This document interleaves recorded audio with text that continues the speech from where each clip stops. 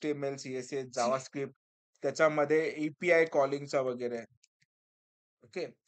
हा जो पार्ट आहे हा कॉमन आहे प्रत्येक वेब डेव्हलपमेंट टेक्नॉलॉजीसाठी. ठीक आहे. ह्याला आपण क्लायंट साइड म्हणतो. ही क्लायंट साइड गोष्टी आपण स्टडी केलेल्या आहे. जी की तुम्हाला थ्रूआउट कोणत्याही वेब डेव्हलपमेंट मध्ये जा, कुठेही कशातही करा तुम्ही. हा कॉमनली तुम्हाला लागणाऱ्या गोष्टी आहेत. ठीक आहे. हाच remains change CLIENT. Client side गोष्टी आहेत. आणि याच्यात आपण बूटस्ट्रॅप पण बघितलेले for design templates. Bootstrap basic bootstrap पण बघितलं आणि त्याचे टेम्पलेट्स पण बघितले. ओके. म्हणजे जवळ-जवळ आपली वेब डेव्हलपमेंट जी आहे static web development plus using JS त्याला डायनामिक पण आपण केलेली. फक्त आपल्याला ह्या गोष्टी एका टेक्नॉलॉजी मध्ये एम्बेड करायच्या. मग हा जो पार्ट झालाय तुमचा तो सगळा पार्ट जो झालाय क्लायंट साइड झालेला आहे. क्लायंट साइड म्हणजे युजर साइड त्याला बघू शकतो. ठीक आहे. आता याला एखाद्या टेक्नॉलॉजी मध्ये एम्बेड करायचं. मग सर्व्हर साइड टेक्नॉलॉजी आपल्याकडे पाहिजे. ठीक आहे. सर्व्हर साइड टेक्नॉलॉजी खूप सारी आहेत बघायला गेलं तर तुम्ही याच्या सोबत तुम्हाला जर वाटलं की तुम्ही त्याला PHP सुद्धा कनेक्ट करू शकता. कारण त्याच्यात पण तुम्हाला तो कनेक्ट करता येईल. ओके. तुम्हाला जर वाटलं PHP नाही मला .NET कनेक्ट करायचं आहे, तुम्हाला मग ASP.NET कनेक्ट करू शकता. ठीक आहे. तुम्हाला जर वाटलं पायथन कनेक्ट करायचं तर तुम्ही पायथन कनेक्ट करू शकता. पण आपण जे करतोय ते जावामध्ये करायचं. मग जावामध्ये जर ह्या सगळ्या वेब बेस्ड गोष्टी आपल्याला अचीव्ह करायच्या असतील, तर आपल्याकडे 2 ऑप्शन्स आहेत. एक आहे JSP जावा सर्व्हर स्पेस आणि सेकंड जी गोष्ट आहे ती आहे सर्व्हलेट SERV सर्व्हलेट. जे पण स्पेलिंग LATE का LAT ते बघून घेऊ. सर्व्हलेट. या 2 गोष्टींचा वापर करून आपण HTMLच्या ज्या गोष्टी बघितलेल्या आहेत, त्या सगळ्याच्या सगळ्या इथे इम्प्लिमेंट करू शकतो. मग आज आपल्याला हेच बघायचंय, की वेबचा प्रोजेक्ट कसा जावामध्ये क्रिएट करायचा, की how to create a web project in Java. तो पार्ट आपण आज बघणार आहे. जे तुम्हाला ते लक्षात येईल. आणि त्याच्यासाठी इक्लिप्स लागेल मात्र. How to create web project in Java. Eclipse लागणार आहे. इक्लिप्स शिवाय त्याच्यामध्ये गोष्टी आपल्याला क्रिएट करता येत नाही. आणि जावासाठी मोस्ट लाइक सगळ्यात फेमस जो आयडिया आहे तो इक्लिप्सच आहे. ठीक आहे. IntelliJ वगैरे पण JetBrains वगैरे पण वापरतात. पण इक्लिप्स रेकमेंडेड आहे. तुम्ही VS कोडला पण आता एक्सटेन्शन आलेत. त्याच्यातही करू शकतात. But most commonly use IDE is nothing but Eclipse. आता आपल्याला हा बघायचा आहे, की how to create a web project in a Java. सिंपलचा पार्ट आहे. आणि नेहमी लक्षात घ्या, जेव्हा पण आपण सर्व्हर साइड गोष्टी रन करतो आहे. मग प्रत्येकाला सर्व्हर साइड जिथे आलं तिथे प्रोग्राम एक्झिक्यूट होण्यासाठी तुम्हाला सर्व्हर लागणारच. ठीक आहे. PHP साठी तुम्हाला जो सर्व्हर लागतो, फक्त नाव लक्षात घ्या. असं जास्त डिटेलमध्ये लक्षात ठेवायची गरज नाही. सर्व्हर लागतो. PHP साठी जो सर्व्हर आहे तो आहे अपाचे सर्व्हर. ठीक आहे. तुम्हाला जो ASP साठीच लागतो तो IIS सर्व्हर, इंटरनेट एक्सप्लोरर जे पण असेल. ओके. पायथॉनचा बिल्ट इनच आहे. त्याच वेळेने जावासाठी जो सर्व्हर लागतो तो लागतो आपल्याला टॉमकॅट सर्व्हर. ठीक आहे. आणि सगळ्यात जास्त इश्यू जो येतो तो टॉमकॅटचं फाईल रन करण्यासाठी येतो, त्या सर्व्हरला येतो. तो खूप वेळा पोर्टचा इश्यू किंवा याचा इश्यू देत असतो. तो एकदा प्रॉपरली सेटअप झाला, की आपला वेबचा प्रोजेक्ट जो आहे, तो व्यवस्थित सेटअप होऊन जातो. ठीक आहे. तर मी तुम्हाला सांगतो, की सर्व्हर कसं ऍड करायचं, काय ऍड करायचं. तर तुम्हाला ते लक्षात येऊन जाईल. आपण सगळं आउटर स्ट्रक्चर व्यवस्थित बघितलेलं आहे. आता आपल्याला फक्त सगळ्या गोष्टी मर्ज करायच्या आहे युजिंग जावा टेक्नॉलॉजी. म्हणजे आतापर्यंत जे तुम्ही बघितलेलं आहे त्या गोष्टींचा वापर तुम्ही इन फ्युचर कुठलीही टेक्नॉलॉजी स्टडी करा. त्याच्यामध्ये ह्या गोष्टी ॲज इट इज कामाला येणार आहे. तुम्हाला काही एक्स्ट्रा करायची गरज नाहीये. ठीक आहे. तर आपल्याला बघूया आपण की वेब प्रोजेक्ट कसा क्रिएट केला जाईल आणि त्याच्यामध्ये आपला जो पण गोष्टी आपल्याला ऍड करायच्या आहेत, तर कसा ऍड केला जातो. ठीक आहे. सिंपलच आहे. तुम्हाला जसं बोललो की मी इक्लिप्स लागेल आणि इक्लिप्स मध्ये तुम्हाला तो वेबचा सेटअप्स ऑलरेडी करून घ्यावा लागेल. तर पहिल्या लेक्चरलाच आपण ते बघितलं होतं. सगळ्या गोष्टी आतापर्यंतच्या ज्या आहेत व्यवस्थित आपण YouTubeला टाकलेल्या आहेत. तसं रिवाइज करत राहा. कधी काय डाउट असेल तर मला पोस्ट करू शकता तुम्ही. काही प्रॉब्लेम नाही. ठीक आहे. आतापर्यंत आपण simple console based Java project create केले. आता जो प्रोजेक्ट क्रिएट करायचा आहे तो वेब बेस्ड प्रोजेक्ट क्रिएट करायचा आहे. मग त्याच्यासाठी तुम्ही इथे फाईलला राइट क्लिक करणार आहे. तिथे तुम्ही म्हणणार आहे न्यू. इथे बघा खूप सारे ऑब्जेक्ट आहे. याच्यापैकी आपल्याला सिलेक्ट करायचं आहे डायनामिक वेब प्रोजेक्ट. ओके. इथे डायनामिक वेब प्रोजेक्ट केल्यानंतर इथे तुम्हाला प्रोजेक्टचं नाव द्यायचं. ठीक आहे.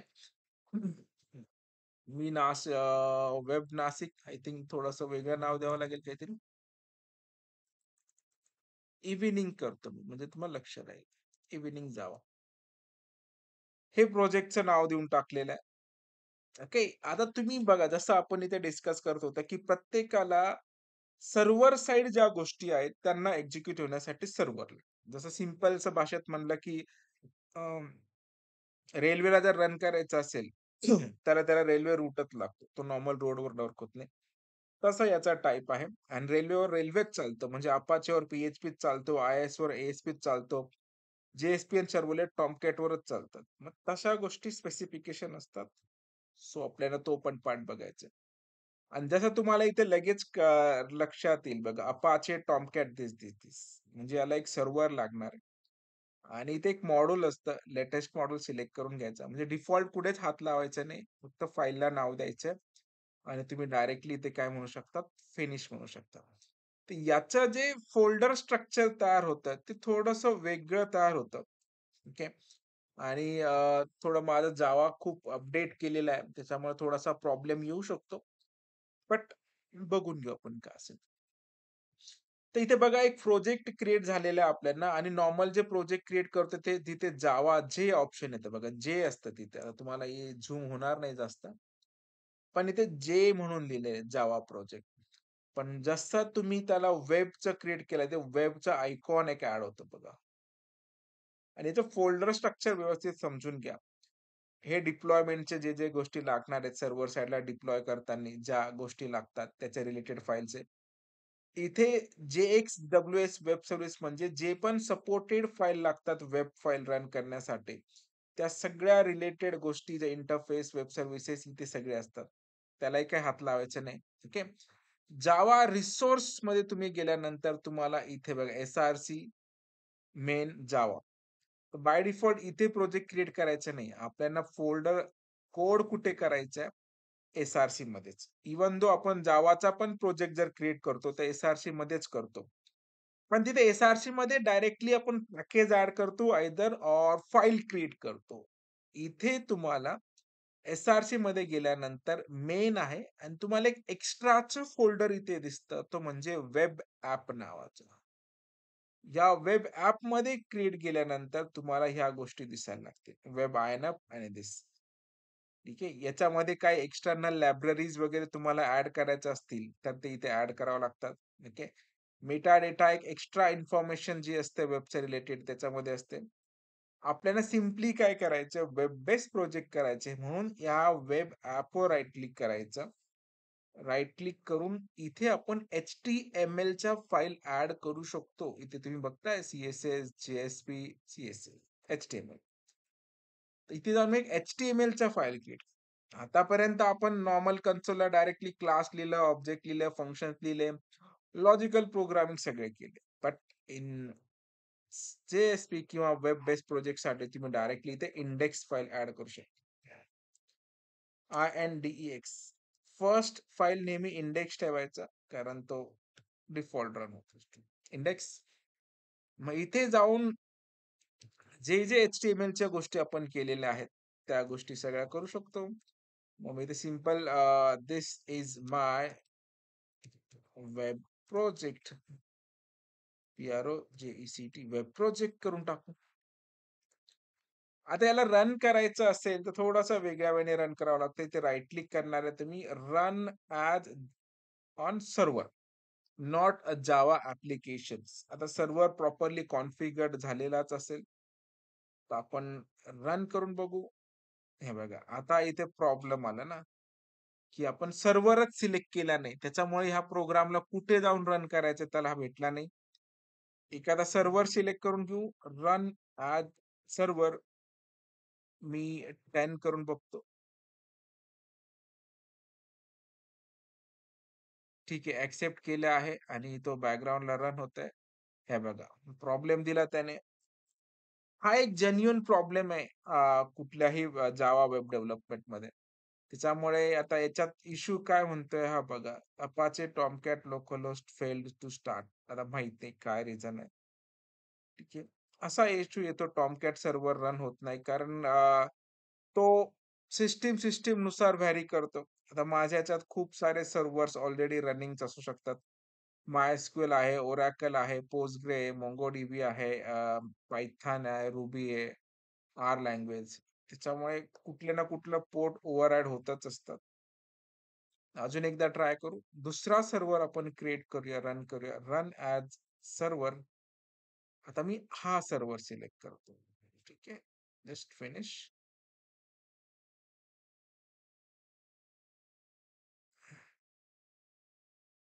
हा बघा.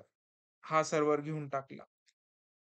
म्हणजे कधी-कधी होतो रन, कधी-कधी नाही होत. पण इथे बघा आता this is my web project. म्हणजे आता सिम्पली तुम्हाला हे लक्षात आलं असेल, की जावामध्ये जाऊन डायनामिक वेब प्रोजेक्ट क्रिएट करायचा. ठीक आहे. आणि तिथे जाऊन आता हा जर प्रोजेक्ट तुम्ही कोणाला पण दाखवला, तर हा जावाचा वेब प्रोजेक्ट म्हणून म्हटलं जाईल. कारण तुम्ही हे जावाच्या एन्व्हायर्नमेंटमध्ये जाऊन रन करताय. हे तुम्ही सेपरेटली पण रन करू शकता, पण तेव्हा तो फक्त एच-टी-एम-एल फाईल म्हटला जाईल. पण इथे जर तुम्ही स्पेसिफिक केलं, की तुम्ही प्रॉपरली जावाच्या फोल्डर स्ट्रक्चरमध्ये तो कोड करताय. त्याच्यामुळे तुम्ही ते ऑफिशियल जावा ॲप्लिकेशन हा क्रिएट होतो. तर बस एवढं जरी तुम्हाला व्यवस्थित जमलं ना, मग आत्तापर्यंत आपण जावा वेब बेसमध्ये ज्या गोष्टी केलेल्या आहेत, त्या सगळ्याच्या सगळ्या गोष्टी तुम्ही इथे टाकू शकता. हे तुमचं तो जावाचं ॲप्लिकेशन वर्किंग. म्हणून मी ते ए-पी-आय कोडवर एवढं काम का केलं होतं, एवढा टाईम का दिलं होतं? कारण ते माहिती होतं आपल्याला, की डायरेक्टली जर इथे गोष्टी टाकल्या, तर ते व्यवस्थित रन होत असतात. ठीक आहे. त्याच्यामुळे मी इथे टाकलेलं होतं. आता मजेची गोष्ट इथे तुम्ही इथे सगळ्या गोष्टी करू शकता, जे आत्तापर्यंत तुम्ही केलेल्या आहेत. ठीक आहे. चला तर एकदा व्यवस्थित एक एक्झाम्पल आपण बघून घेऊ, की आपल्याला याच्यात जर जावास्क्रिप्ट ॲड करायचं असेल तर. ठीक आहे. मी सिम्पली काय करेल, जावास्क्रिप्टचा फाईल बनवायचा असेल तर आपल्याला एक इनपुट लागणार आहे. मी सिंपलचं एक बटन घेतो. इनपुट टाइप बटन करून घ्यायचं BUTTON बटन. ठीक आहे. बटनला एक व्हॅल्यू देतो. व्हॅल्यू इज इक्वल टू म्हणतो मी click me CLICK click me. इथे जाऊन रिफ्रेश करा. बटन येऊन जाईल. आलं? याला सेंटर टॅग पण करू शकता. म्हणजे सगळ्या गोष्टी ज्या तुम्ही HTML मध्ये, CSS मध्ये केल्या होत्या, ते सगळ्या इथे वर्क होतील. As it is doesn't matter. But it is in a Java environment. बस. आलं एक बटन आलं. तुम्ही याच्यावर क्लिक करा, काहीच होणार नाही. कारण काही आपण कोड केलेलाच नाही. मग याला जर डायनामिक करायचं असेल, तर आपल्याला जावास्क्रिप्टचा कोड आपल्याला माहिती आहे. त्या बटनवर मी काय करेल, एक इव्हेंट करेल. जावास्क्रिप्टचे सगळे लेक्चर बघून घ्या. On click CLICK. C capital आहे की नाही, काय? कसा व्ही-एस कोडमध्ये कारण तो ऑटो करेक्ट करून घेतो. On click is equal to फंक्शनचं नाव काय लिहायचं, जे पण असेल तुमचं डबल कोट. मी टेस्ट लिहितो. असंच लिहितो ना? एरर आहे काहीतरी थांबा. Double quote, single quotes. Click me on क्लिकचा इव्हेंट घेतला. टेस्ट नावाचा फंक्शन्स. असं नाही करते आपण.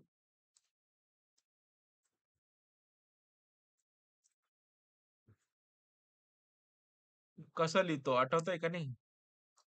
On click. मग आपल्याला जायचंय हेडिंग टॅग मध्ये, इथे लिहायचं स्क्रिप्ट टॅग आहे, CRIPT script tag, end of script. जावास्क्रिप्टचा फंक्शन इथे क्रिएट करायचा, FUNCTION फंक्शन. फंक्शनचं नाव आहे test, TEST test. Opening bracket, closing bracket, alert, ALERT alert. आता VS कोड असतं तर त्याने सजेशन दिलं असतं, पण आता नाही देत येत. कारण आपण इथे रन करतो जावा टेस्ट सेमिकोलॉन. टेस्ट करून बघू वर्क होतंय का नाही. झालं. बस. आता हे जे तुमचे प्रोजेक्ट रन होत आहे, तुम्ही जर इथे पाथ ऑब्झर्व केला, तर आता हा जो रन होतो आहे तो तुमचा लोकल होस्टवर होतोय. म्हणजे एका सर्व्हरला तो रन होतोय, लक्षात घ्या. ठीक आहे.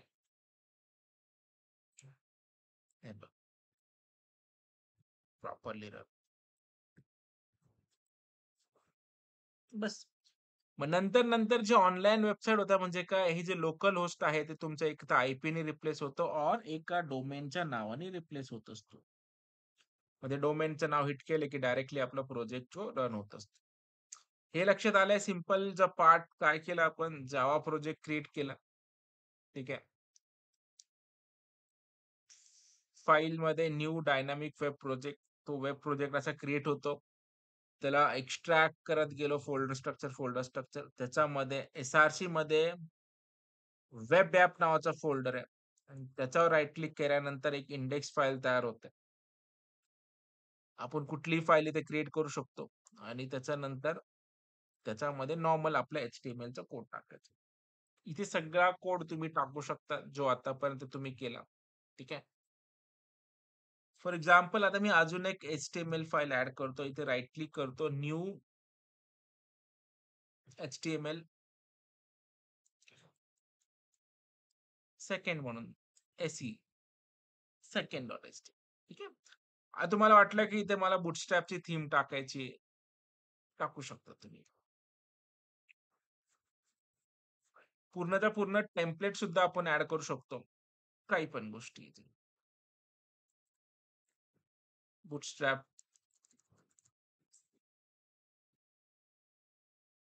W3 स्कूलचा एक पॅराग्राफ घेऊन टाका. हे बघ. कुठलाही पॅराग्राफ घेऊन टाका. हाच एक पॅराग्राफ घेऊ. चला आपण हा घेऊन टाकू. ट्राय युअर सेल्फ मध्ये गेलो. ही जी स्क्रिप्ट आहे ऍज इट इज कॉपी केली आणि ते मी सेकंडच्या इथे टाकून देतो. ठीक आहे. तर मला याला रन करायचंय. Right click, run on server. तेच फिनिश आलं बघा. ठीक आहे. सिंपल, जास्त डोक्याला ताण नाही. ऍज इट इज जे आपण करत होतो HTML मध्ये त्याच सगळ्या गोष्टी करायच्या. मग जर हे जर करू शकतो, तर मग आपण जो आपला API चा पेज बनवला होता, मग इथं फाईलचं नाव लिहितो मी. सपोज आपला जो फोल्डर आहे, तो फोल्डर इथे आपण टाकू शकतो जावास्क्रिप्टचा. कुठे आहे तो फोल्डर? डाउनलोड्स मध्ये आय थिंक कोविड 1 होता. कोविड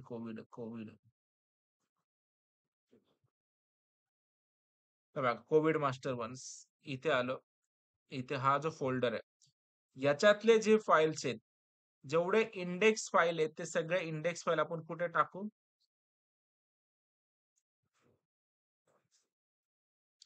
आपल्या इंडेक्स फाईल मध्ये.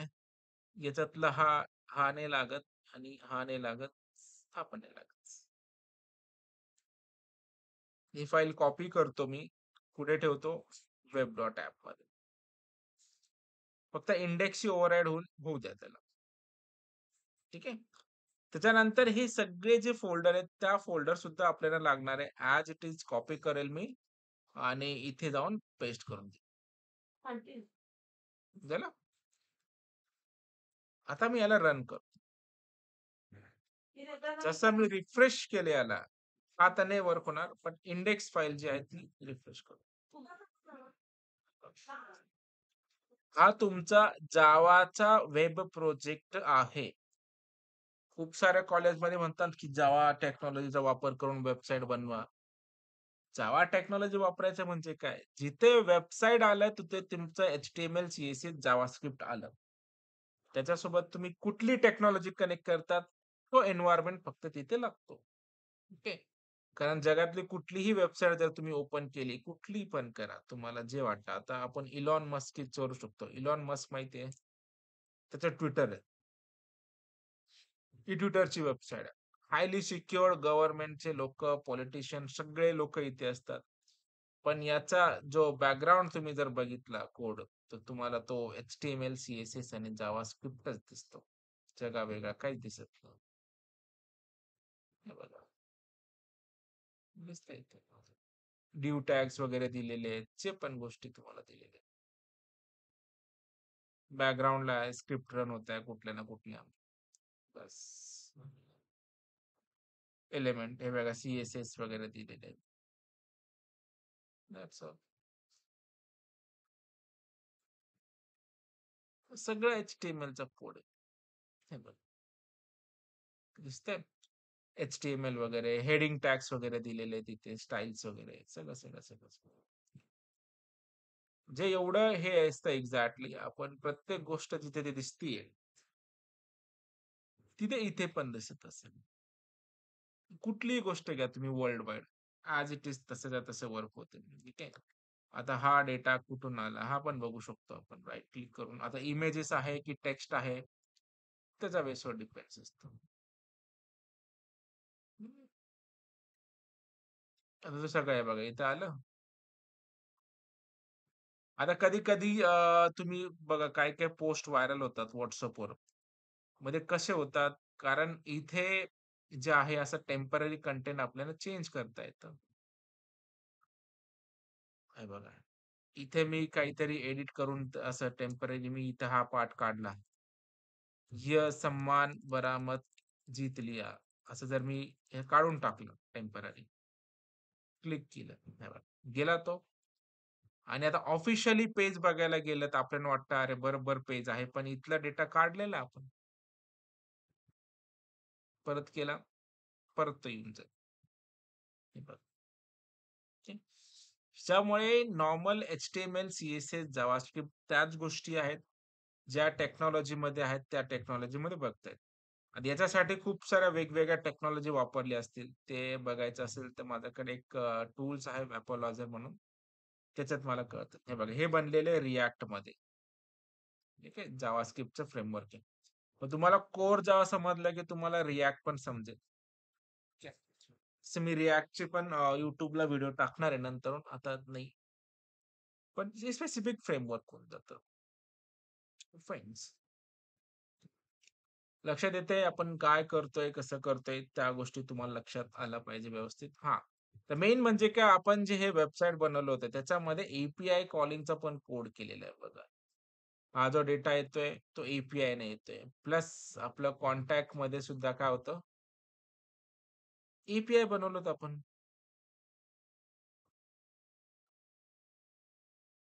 कॉन्टॅक्ट पेजमध्येच होतं ना, की अबाउटमध्ये होतं. कॉन्टॅक्ट. काहीतरी लिंक राहिली असेल याची म्हणून तर हां, आलंय ना आपण. खाली स्क्रोल करतच नाहीये. नाही, हे तर ए वेगळी ना, आपली नॉर्मल ए ते मी कॉन्टॅक्टला क्लिक करतो. आला, आला.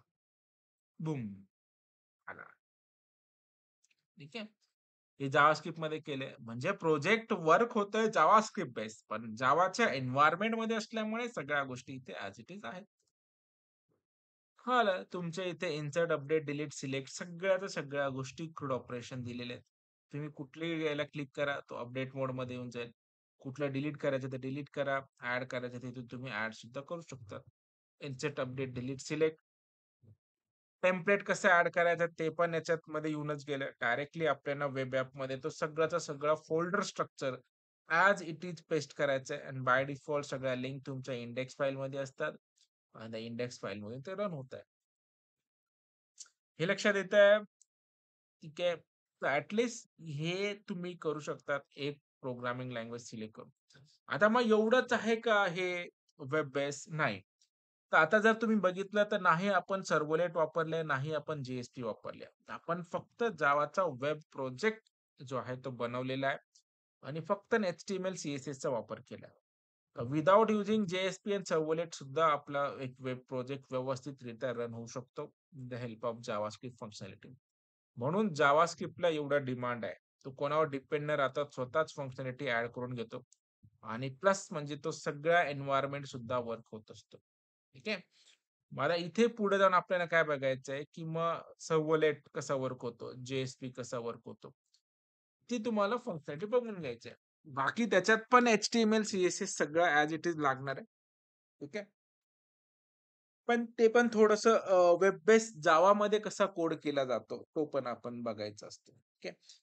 पण त्याला थोडासा प्रॉब्लेम आहे. तो आपण एक क्रिएट करून बघू टेम्पररी वर्क होतंय का? पण हे आता व्यवस्थित लक्षात आलं how to create a Java project, how to set up a Java web project आणि how to add HTML files, bootstrap and rest of things as it is work होतात. जे पण तुम्ही जावास्क्रिप्ट बेस्ड फंक्शनॅलिटी केलेले आहेत ते. Okay. So in this way, we can add Java web project and execute these projects. ठीक है.